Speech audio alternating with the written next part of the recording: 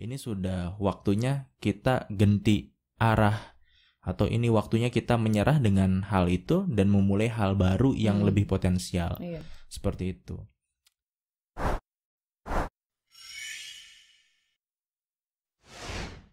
Ketemu lagi di Ngeteh Bareng Suami. Kali ini kita akan ngebahas tentang satu topik, yaitu tentang toxic positivity. Gimana tuh maksudnya toxic positivity? Jadi, toxic positivity itu adalah kondisi di mana seseorang seolah-olah menuntut dirinya sendiri atau orang lain untuk selalu berpikiran positif dalam keadaan apapun. Dalam keadaan apapun, iya. Nah, menurut kamu gimana sih tentang toxic positivity itu? Oh iya, mungkin ya itu tadi ya, kan ada baiknya sih kita harus positif, ya positive thinking gitu, atau yang penting kan berpikiran positif katanya gitu. Tapi kalau selalu berpikiran positif, kayaknya nggak baik juga gitu.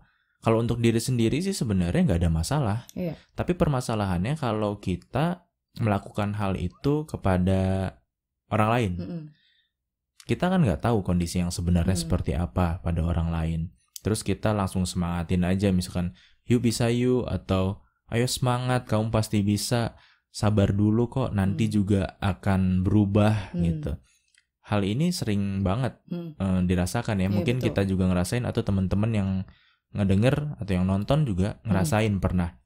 Padahal kita udah berusaha semaksimal mungkin, dan seperti biasa kita sudah menentukan time limitnya. Tapi tiba-tiba ketika kita ngobrol sama teman atau keluarga atau bisa siapapun, terus tiba-tiba dia langsung ngasih semangat supaya kita tetap di arah situ saja gitu. Nggak keluar dulu atau nggak ngambil jalan lain dulu gitu. Padahal kita juga sadar bahwa ini udah paling pol gitu. Ini sudah waktunya kita ganti arah, atau ini waktunya kita menyerah dengan hal itu dan memulai hal baru yang lebih potensial. Seperti itu. Jadi ya sering banget sih orang-orang seperti itu. Sebenarnya kalau untuk diri sendiri sih nggak ada masalah. Tapi kalau kita terapkan hal itu pada orang lain, ya mungkin bisa jadi masalah. Nah, kalau menurut kamu gimana? Aku juga setuju sih soal itu. Jadi berpikir positif tuh harus ya kayak positive thinking betul, gitu kan. Betul. Tapi ada beberapa hal yang kita juga harus memikirkan tentang hal-hal negatif gitu. Misalnya kayak kita ngejalanin suatu hubungan gitu kan sama seseorang. Dan ternyata dia misalnya orangnya arogan gitu kan, apalagi sampai melakukan kekerasan gitu. Nah, terus apakah kita akan terus bertahan cuma karena kita hubungannya sudah lama gitu kan? Kan nggak gitu juga. Kita harus berpikir ke depannya gitu. Dampaknya seperti apa untuk kita nggak bisa, kalau misalkan dalam kondisi kayak gitu, kita nggak bisa langsung atau cuma positif aja. Misalkan dia, apalagi kalau misalnya sudah melakukan kekerasan ya, apalagi menyangkut fisik. Kalau misal sekali mungkin bisa alasannya misalkan lagi marah, atau kita terlalu salah atau terlalu ngeselin.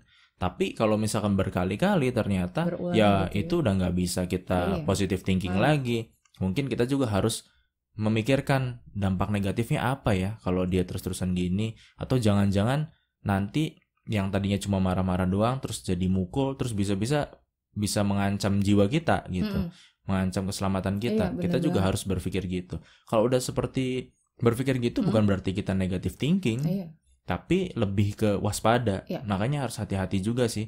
Banyak orang-orang yang selalu kayak memberikan nasihat jangan negative thinking, tapi lupa bahwa hal itu tuh perlu sebagai kewaspadaan gitu. Jadi nggak bisa dikatakan sampai negative thinking, tapi lebih ke waspada. Antisipasi gitu ya.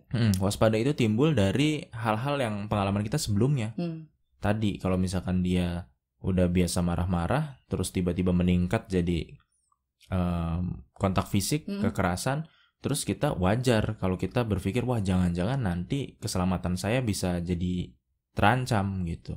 Kalau hal itu saya rasa bukan negatif thinking ya, tapi memang kewaspadaan kita. Nah, Kalau dalam hubungan kayak gitu terus kita tiba-tiba misalkan cerita ke teman atau ke keluarga, terus mereka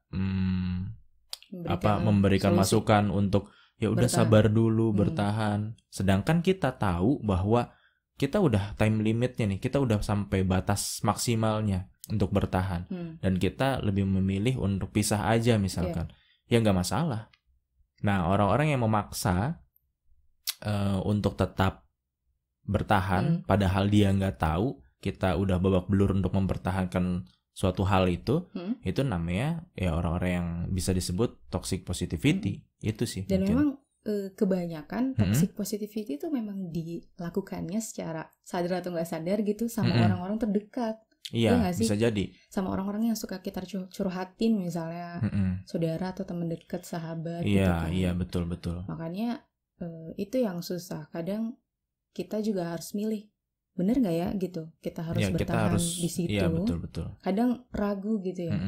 Akhirnya kita stres sendiri kan mikirinnya gitu, susah tidur segala macam. Nah itu yang dikhawatirkan di kesehatan juga kan. Iya. Kalau misalnya nggak tidur, kurang tidur atau segala macam. Nah ada beberapa juga orang yang kadang kurang paham. Kadang kan kita atau teman-teman yang cerita itu sebenarnya cuma pengen didengerin. Iya, ada yang kan? kayak gitu. Cuma pengen didengerin, bukan pengen dikasih solusi gitu atau dikasih semangat, enggak, belum tentu. Makanya kalau misalkan ada orang yang cerita ke kita, mungkin kalau saya pribadi sih saya lebih baik dengerin dulu. Dengerin dulu, berusaha mendengarkan sebaik mungkin. Kalau memang masalahnya cukup kompleks ya digali sebaik mungkin. Jadi kita tahu berbagai macam sisinya gitu, berbagai macam risikonya, terus lengkap informasinya gitu. Nggak cuma sekali dua kali. Baru kalau misalkan dia minta solusi ya kita kasih pandangan kita gitu. Itu pun sebenarnya sebagai opsi doang, bukan berarti kita maksain harus gini atau harus gitu. Ya, enggak gitu. Iya. Tapi lebih ke ya kita memberikan memberikan pandangan lah sebagai orang yang di luar masalah itu. Soalnya kan kalau orang-orang yang lagi ada masalah pasti berpikirnya kurang jernih. Mungkin kita yang dimintain pendapat itu bisa berpikir lebih jernih gitu, makanya dimintain pendapat. Tapi lagi-lagi kembali lagi bisa diterima, bisa enggak gitu ya. Iya, dan lagi-lagi jangan lupa bahwa belum tentu teman-teman kita minta pendapat, bisa jadi cuma minta dengerin doang gitu. Jadi kita juga harus tahu situasinya ya. Jadi kita harus lebih menjadi pendengar yang baik dulu lah gitu sebelum kita berpendapat atau memberikan masukan gitu mungkin. Kalau menurut aku sih kalau nggak ada pertanyaan menurut kamu gimana solusinya? Ya berarti kita tidak dimintai pendapat gitu. Iya, kita cuma diminta untuk dengar. Soalnya kan banyak orang yang cara untuk mengungkapkannya itu dengan curhat gitu dengan biar orang lain juga tahu apa yang kita rasakan gitu. Mungkin ada yang seperti itu dengan orang-orang terdekat seperti itu. Nah, aku punya tips nih biar kita bisa terhindar dari toxic positivity. Gimana tuh? Gitu. Ada beberapa poin yang udah aku catat ya, udah aku rangkum. Yang pertama adalah kita perlu ngerasain, tapi kita juga harus kendaliin emosi. Gitu. Emosi tuh bisa macam-macam kan, kayak sedih, kecewa, marah gitu. Nah, yang kedua, berusaha memahami tanpa menghakimi. Kalau misalnya kita sebagai teman yang dicurhatin. Iya, kita sebagai teman yang dicurhatin, kita harus berusaha untuk memahami. Sebisa mungkin memahami apa yang mau dia sampaikan gitu kan. Dan apa aja yang udah dia lakukan untuk masalahnya. Sehingga kita bisa tahu kita perlu gak sih ngasih solusi gitu kan. Terus yang ketiga, gak membandingkan masalah. Karena kemampuan seseorang itu beda-beda kan untuk menyikapi masalah. Iya, betul. Ya kan? Nah, itu juga biasanya menjadi penyebab gitu ya. Kan time limit orang beda-beda. Kalau menurut kita nih, misalkan nih, menurut kita segitu mah biasa aja. Tapi menurut dia belum tentu. Makanya kita nggak bisa serta-merta ngomong, yuk bisa yuk semangat lagi, yuk lebih keras lagi usahanya. Loh, enggak lah. Kalau misalkan cuma sekedar bicara biasa sih nggak masalah, tapi maksudnya jangan sampai mempengaruhi dia yang sebenarnya dia udah punya jalan lain atau pilihan lain, tapi kita halang-halangi sehingga tetap pada masalah itu aja, putar-putar di situ. Gitu. Itu aja gitu ya. Nah terus yang keempat ada lagi nih, batasi bermedsos. Karena secara nggak disadari atau nggak disadari, media sosial juga salah satu yang membentuk toxic positivity ya untuk kan? zaman sekarang ya. Karena medianya udah banyak gitu ya, media sosialnya. Mungkin itu sih yang perlu kita lakukan beberapa halnya kalau menurut aku ya. Kalau menurut kamu gimana? Setuju? Setuju sih dengan hal-hal itu. Iya, jadi kan? Ya mungkin itu kembali lagi. Kalau untuk zaman sekarang mungkin batasi bermedsos ya. Tapi kalau teman-teman yang nggak biasa bermedsos juga berarti batasi bergaul dengan orang-orang yang seperti itu, yang potensial seperti itu gitu mungkin. Walaupun kita nggak bisa ngejudge langsung ya orang toksik gitu kan.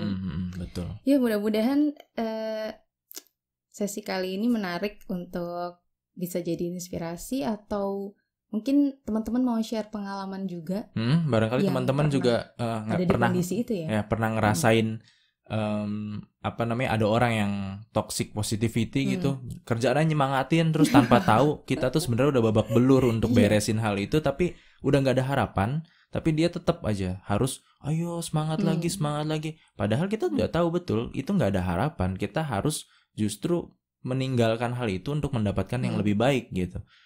Mungkin ada teman-teman yang mau share juga sharing cerita gitu ya. Atau jangan-jangan teman-teman sendiri ada beberapa yang wah ternyata saya toxic positivity juga nih gitu. Cepet-cepet disadari dan ya mudah-mudahan sih bisa lebih baik lagi ya.